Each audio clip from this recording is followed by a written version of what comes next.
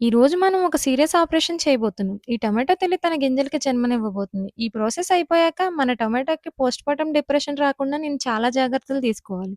రండి మన tomato delivery మొదలుపెడదాం. మంచిగా ఒక కత్తిని తీసుకొని ఇదిగోండి ఒక్కొక్క ముక్కని జాగ్రత్తగా వేరు చేస్తున్నాను. ఒక్క ముక్క దెబ్బతిన్నా మన టొమాటో తల్లి తట్టుకోలేదు. ఇక అసలైన పని ఇప్పుడే మొదలైంది. డెలివరీ తర్వాత టొమాటోకి పోస్ట్‌పార్టమ్ కేర్ చాలా ముఖ్యం. ఇప్పుడు దీనికి సరైన మట్టి, సరైన ఎండ మరియు నా ప్రేమ కావాలి. లేదంటే ఇది డిప్రెషన్‌లోకి వెళ్ళిపోయి మొలకలు రాను అని మొండికేస్తుంది. అందుకే దీనికి నర్సరీ నుంచి తెచ్చిన స్పెషల్ మట్టితో డైట్ ఇస్తున్నాను. ఇదిగో టమాటా గారు హాయిగా పడుకోండి. మీకు పైన కొంచెం మట్టి దుప్పటి కప్పుతాను. మరీ లోపలికి పంపేస్తే ఊపిరాడక మేము రాము అంటాయేమో అని చిన్న భయం. అయిపోయింది. ఇప్పుడు నీళ్లు పోసేసాను. ఇక రేపు పొద్దున్నే లేచి చూసేసరికి బుట్టల కొద్దీ టమాటాలు కాసేయాలని నా కోరిక. మా ఇంట్లో వాళ్ళైతే నీకు పిచ్చి ముదిరింది అన్నట్లు చూస్తున్నారు. కానీ ఒక్క చెట్టొచ్చినా చాలు మన రేంజే మారిపోతుంది. పొద్దున్నే మొలకలు రాకపోతే గనక అది పోస్ట్‌పార్టమ్ కాంప్లికేషన్స్ అని చెప్పి తప్పించుకుంటాను. చూసారు కదా నా టమాటో ప్రయోగం.